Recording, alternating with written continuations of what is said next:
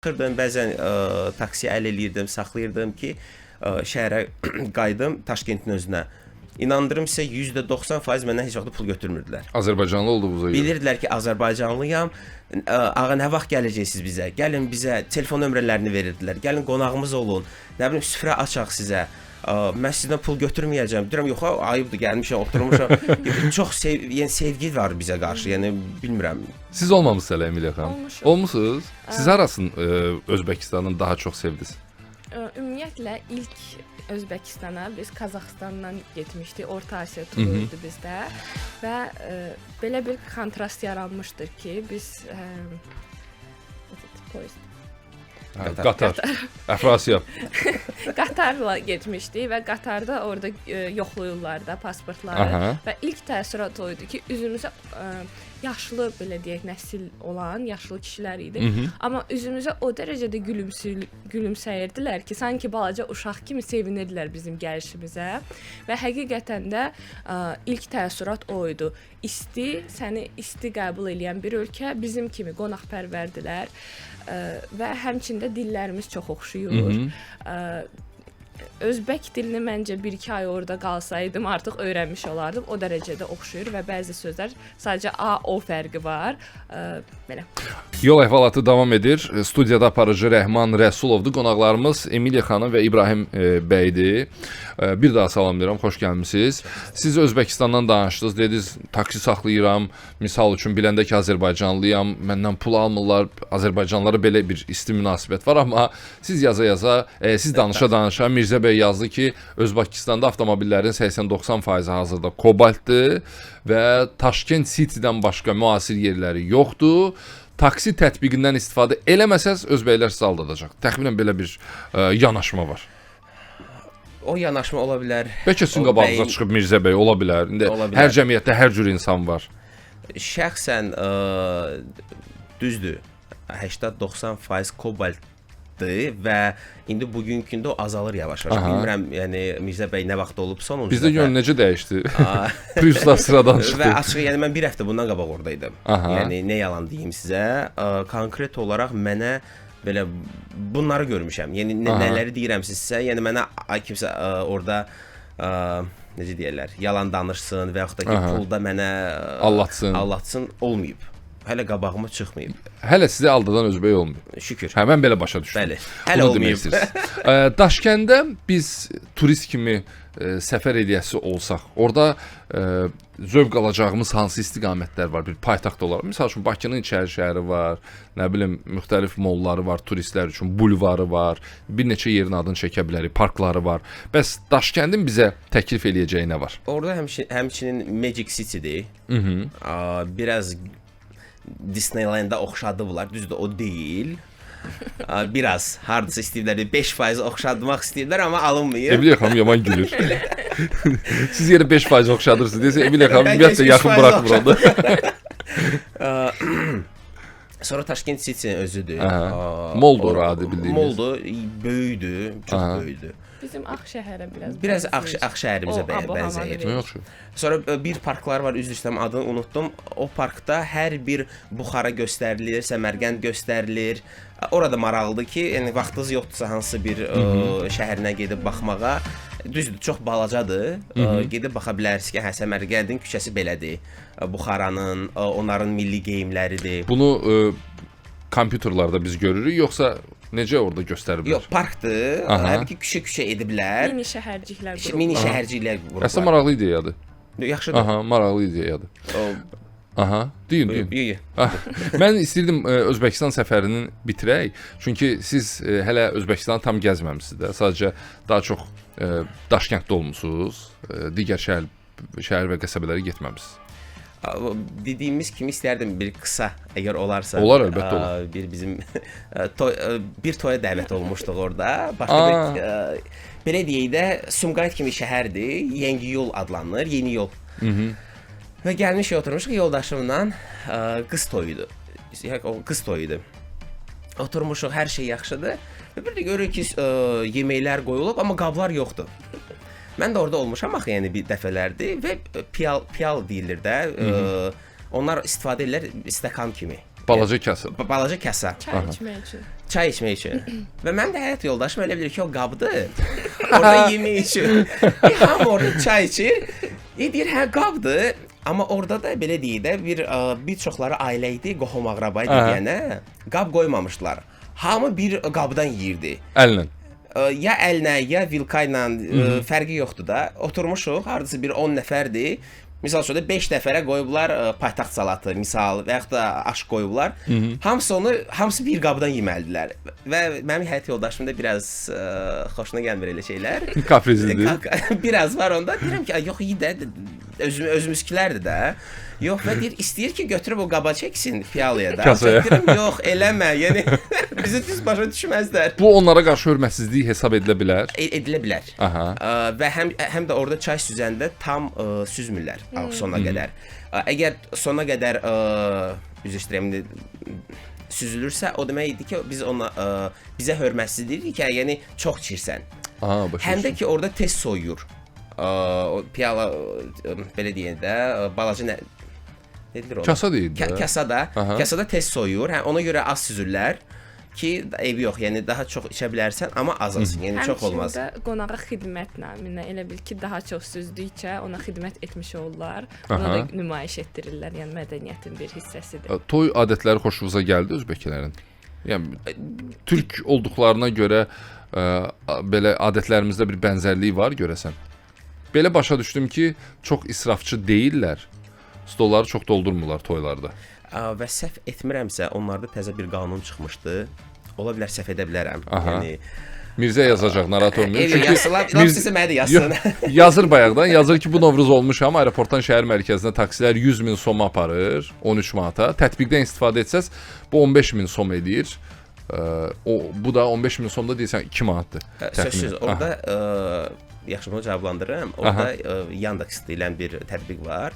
Sözsüz, yəni aeroportdan düşdünsə sən onu istifadə edəcəksən. Orada hər yerdə elədir. İstər Türkiyənin özündə, hansı bir şəhərə gedirsə gedin, hər yerdə sizi taksilər, aeroport taksilər alladacaq. O 100%-dir. Ona görə orada tətbiqdən istifadə edir. Amma bu şəhər kənarı taksilərdən hansı ki, belə deyək də yol üstü gedirlər avtomobillərdə, onlara əl eləyib saxlayanda, yəni qiymət qalxmalıdır, bu təbiidir. Bizdə də elədir. Normaldır. Üzr istəyirəm. Nə? Biz toyda qalmışdıq. Adət-ənənələrdə. Adət-ənənələr demək olar eynidir. Yəni orada bir-iki şey var ki... Siz qaydada nəslə danışırdınız ki, mən bilən dediniz... Mən bilən səhv etmirəmsə, bugünkü gündə orada maksimum 150-dən artıq toya icazə vermirlər. 150 nəfərdən artıq qonaq olmamalıdır. Qonaq olmaz. Ya olar ki, onu 3 dəfə edirsiniz, 3 gün, yəni bir toyda orada oldum, 3 gün toy davam edirdi. Ona görə ki, icazə yox idi ki, 150 nəfərdən daha çox olsun. Belə bir qaydalar var. Aydındır. Toyundan da danışdıq özbəklərin. Mən istəyirəm keçək biraz Avropaya. Biz yayda Montenegronun daha populyar olduğunu görürük son dövrlər Azərbaycanlılar üçün. Sonra vizasız olduğuna görə Albaniyaya rahat gəlib gələ bilirik. Serbiyada bu siyahıda da vizasız gəlib gələ biləcəyimiz ölkələr siyahısındadır. Bayaq bir ifadə işlətdiniz reklam fasiləsində. Dediniz ki, o ərazilərin gözü Serbiyadır. Serbiyanın paytaxtıdır. Digər yerləri, məsələn, Montenegronu və ya Albaniyanı deyəsən o qədər də bəyənməmisiniz. Əsasən bəyənməmisiniz deyəndə xanım, bəyənməmisiniz deyəndə. Biz birinci Albaniyaya gəldiyimizdə biraz gözləntilərimiz başqa idi və Albaniyanı sadəcə müqayisə etsək, ilk növbədə vizasızdır və bu əla bir fürsətdir. Biz gəldik hava limanına və mən möhrü belə deyək də səyahət etdikcə möhür hobbisidir. Çox sevirəm, xoşlayıram, açıram arada pasportum. Əz alıram ondan. Və gəldik. Nə maraqlı adamlar var dünyada həqiqətən. Hava limanına gəldik. Keçdik. Gözləyirəm ki, indi hardasa möhürü vuracaqlar. Vurmadılar. Möhürsüz qaldıq. Möhürsüz qaldıq. Orada sadəcə qeyd edirlər Albaniyada. Yəni orada möhür vurmurlar. Pasporta biraz mikrofona yaxın əyləşin. Pasporta baxırlar və sənə baxırlar. Hə, okey. Nəsə orada yazırlar. Möhür ehtiyacı. Xeyr, orada möhür vurmurlar. Hə, yazını özləri üçün orada qeydlər aparırlar. Yazırlar, qoyurlar, və deyirlər. Albaniya belədir. Bəli. Çox maraqlıdır. Mən bunu bilmirdim. Biraz məyus olmuşdum. Sonra Albaniyanı ümumiyyətlə Tiranada olduq, paytaxtında və daha inkişaf etmiş gözləyirdik, amma sanki biraz Qırğızstanı xatırladırdı bizə. Orada onların meydanı var və eyni meydanda Alato meydanı səhv etmirəmsə, Qırğızstanda da var. Çox bənzər idi, yəni abu-hava olaraq və müqayisə etsək ən daha keçmişdə qalan Albaniya idi. Albaniya keçmişdə qalsa da son bu Avropa Siyasi Birliyinin samitində Albaniyanın deməli baş naziri Edi Rama, bilmirəm tanıyırsınız yoxsa yox, İtalyan baş naziri ilə qarşıladı ki, bütün dünyanın gündəmi oldu sözün açığı və bu hardasa bir həftə danışıldı sosial medialarda, amma siz bəyənməmisiniz. Müqayisə etsək, yəni digər ölkələrlə ən az məncə Albaniya ləzzət elədi sizə. Ən az ləzzəti oradan az. Bəs siz İbrahim bəy? Bəli, biz Albaniyaya gəldik, hər şey yaxşı idi, amma o deyildi, gözlənti o deyildi. Və maraqlısı oldu ki, onu da istəyərdim vurğulayım, biraz mən sevirəm. Biraz da yaxın əyləşdir. Fərqli bir. Deməli, biz bilirik ki, Albaniyada səfərimiz var, ona görə niyə gəlin Makedoniyadan gedək. Ona görə biletlər almışıq Makedoniyaya və 3 gün qalıb mənim həyat yoldaşım, bilmirəm, yoldayam, mənə yazır ki, bilirsən Makedoniyaya viza lazımdır. Dedim salam meleykim. Viza lazımdır. Siz artıq biletləri falan almışsınız. Hər şey alınıb və biz 3 gündən sonra uçmalıyıq. Makedoniya, biz de Makedoniyaya gedik, 2 gün orada qalaq, ondan sonra keçək Albaniyada mən görüşlərimi edim, ondan sonra səfərimizə davam edərik. Və bu da Allahın bir möcüzəsi idi ki, biletlərə baxıram, ümumiyyətcə biletləri yoxdur və yaxud da ki, biletlər varsa ən azı $500, $600 bir nəfər. Yəni bu əlbəttə ki, maliyyə baxımından da əlverişli deyil getməyimizə üçün. Və birdən Pegasus'un reklamı çıxır ki, endirimdədir. Deyirəm, ayda. Mən sizdən xahiş edəcəm şirkət hata çəkmək. Okey, üzr istəyirəm. Və bir də görürəm ki, endirimdədir. Deyirəm, ayda nə yaxşı, neçə olsa yaxşı da 70 manata. Yəni bizim İstanbula gediş və İstanbuldan Albaniya uçuşumuz 70 manata başa gəldi bir nəfər. Yəni bu həqiqətən də bir möcüzə idi ki, yox, çox itki olmadı. Və ona görə kimsə birdən istəyər ki, Makedoniya, Albaniya bir dəfəlik birləşdirsin, bilin ki, Makedoniya mütləq viza lazımdır. Çünki viza keçən ilə qədər lazım deyildi, səhv etmirəmsə Makedoniyaya. Məncə elə lazım idi, həmişə olub ora. Yox, 2 il bundan qabaq lazım deyildi. Harasa 2 il, 3 il. Və ona görə indi orada qapıda viza idi. İndi yeniləyiblər. Sistemi yeniləyiblər. Sistemi yeniləyiblər və ona görə biraz çətinlik yaşadıq bu barədə. Makedoniyada olmusunuz? Xeyr, olmamışam. Yaxşı ki olmamısınız bəlkə də. Çünki baxın bizim iş yoldaşımız Əhməd Makedoniyada olub və oranın o qədər də belə super wow yer olduğunu indi mənim qulağıma deyir ki, amma yaxşı getməyiblər. Çünki ora deyil. Yəni o deyil əslində. Yaxşı, bəs Montenegro niyə bəyənilmədi? Montenegro axı çox sevilən belə videolara, mən olmamışam orada, amma videolarına, fotolarına baxanda getmək istədiyim yerlərdən biridir. Əslində Montenegronun paytaxtını götürsək, ilk təəssürat o idi ki, biz videolarda gördüyümüz Montenegro bu deyil. Və hətta Albaniyadan da daha keçmişdə qalmış kimi görünürdü, yəni o təəssüratı verirdi. Və paytaxtdansa digər şəhərlərə getmək təbii ki, çox məsləhətlidir. Əslində şəxsən mən Budvanı çox bəyəndim. Belə deyək, daha çox Türkiyə istirahət etməyi, all inclusive kimi tercih edirlər, amma yeni istiqamət axtarırlarsa, məsələn, Kotordur, Budvadır, bu kimi şəhərləri də ziyarət edə bilərlər. Və oradakı bir çox işçilər türklərdir və türk dilində danışırlar. Yəni getdikdə hamı türk dilində danışacaq, türk dilində salmaşacaqlar. Yəni ingiliscə bilmirsə problem deyil. Bəli, çünki daha çoxsu Antalyadan gəlib. Daha çoxsu deyəndə mən bir 3-4 ailə gördüm ki, ailə sadəcə ər-arvad gəliblər, orada işləyirlər Antalyada. Kiminsə mağazası, kiminsə restoranı idarə türk mətbəxləri və s. Problem odur ki, siz ora sırf o istirahət deyə getməmisiniz də, fokuslanmamısınız. Bəlkə o olub sizi Montenegrodan uzaqlaşdıran belə. Bir neçə saatlıq idi. Yox, bir daha gedərdik. Yəni demirik getməzdik. Yəni düzdür, Albaniya getməzdik. Yəni bir də niyə ora o maliyyəni qoymaq getmək. Amma Montenegro gedərdik bir daha. Biraz daha çox gün götürüb istirahət kimi. Yəni oradan paytaxtdan Budvaya çox da deyil saat.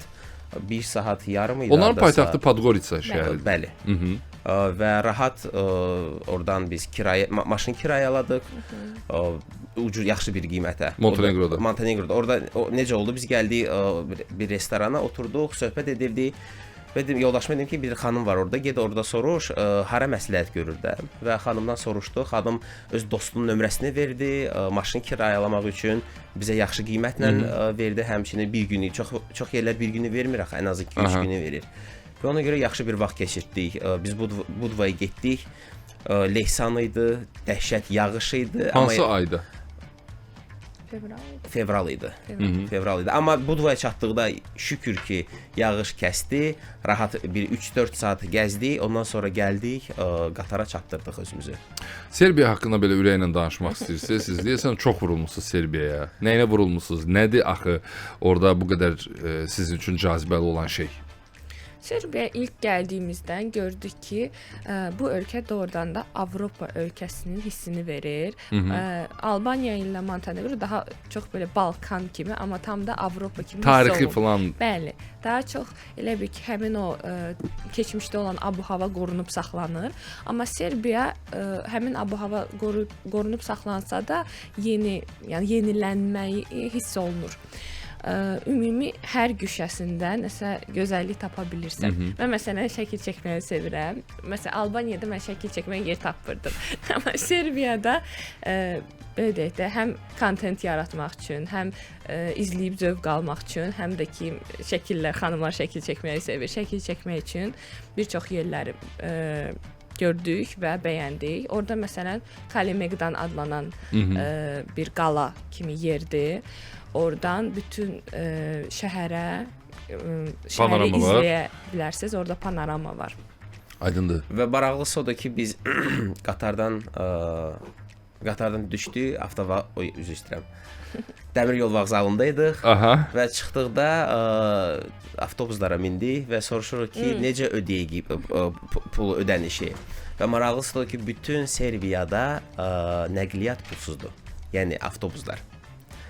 Bəli. Bütün Serbiya ərazisində. Bütün Serbiya ərazisində hər kəs üçün, yəni şəhər daxili söhbət gedir. Məsəl üçün Bakıda o çox güman ki, təzə verilmiş qərardır. Bilmirəm. Ümid edirəm, çünki elə bir şey eşitməmişdik. Yəni birinci dəfə eşidirəm sizdən. Və bəli, biz gəldik, orada soruşuruq, çünki orada əslində rus dillər çox idi. Və onlardan soruşurduq ki, nədir, qiymət neçədir? Orada bəlkə biz kartla ödəyə bilərik. Dedik, burada pulsuzdur. Yəni hara gedirsən, məsəl üçün də neftçilərdən gedin. Hara gəlsən get. Hara gedirsən, ictimai nəqliyyat pulsuzdur. Və bu yaxşı idi. Yəni bu ilk idi bizim üçün əslində. Çox maraqlı bir şeydir. Şokdaydıq. Əladır. Əladır. Yəqin ki, bunun da səbəbləri var. Mənim yadıma düşdü. Deməli bu qərar təzə. Siz nə vaxt olmusunuz orada? Biz fevralda. Bu qərar təzə verilib, deyəsən, bu ilin əvvəlindən verilib. Belə açıqlaması var idi, indi tapıb çalışacağım, bölüşüm sizinlə. Beləliklə Serbiya doğrudan da rahat gedəsi, turist kimi gediləsi yerdir. Bəli, çünki orada da həqiqətən biləndə ki, biz Azərbaycanlıyıq, orada da bizə böyük bir hörmətləri var idi. Yeri gəlmişkən münasibətlərimiz yaxşıdır Serbiya ilə. Hətta əladır, deyərdim. Ən yüksək səviyyədədir. Hara gedirdiksə, haralısınız, Azərbaycanlıyıq, əla, buyurun, xoşdur, xoş gəlmisiniz.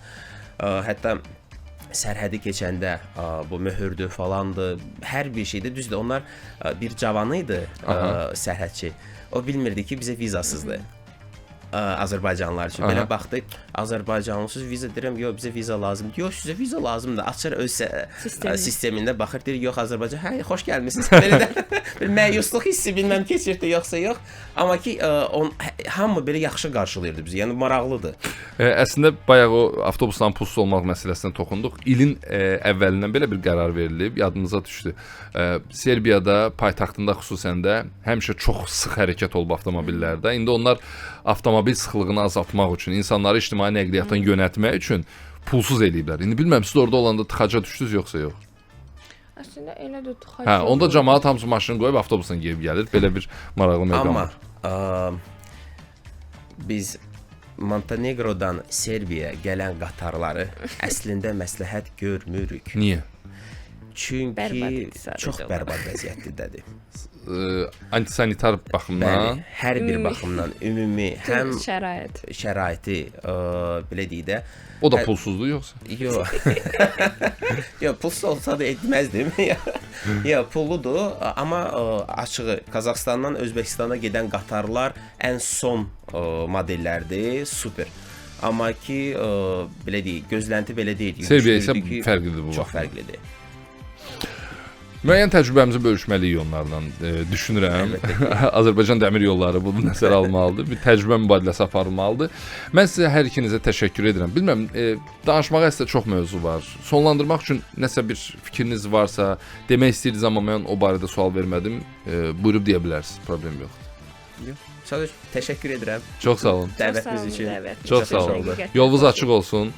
Tez-tez səyahət edirsiniz. Uğurlu olsun. Həmişə bir yerdə, necə deyərlər, səyahətlərdə olasınız. Dostlar, studiyamızın qonaqları Emiliya xanım və İbrahim bəy idi. Bağırovlar ailəsi ilə biz danışdıq. Onların səyahətləri, bəyəndikləri və bəyənmədikləri yerləri vurğuladıq. Söhbətimizin video yazısına 1-2 saatdan sonra YouTube-da baxın. Avto FM-in rəsmi kanalında bərabər bir məqamda vurğulayım ki, bütün podkast proqramlarında da biz bu söhbətimizin səs yazısını yerləşdiririk.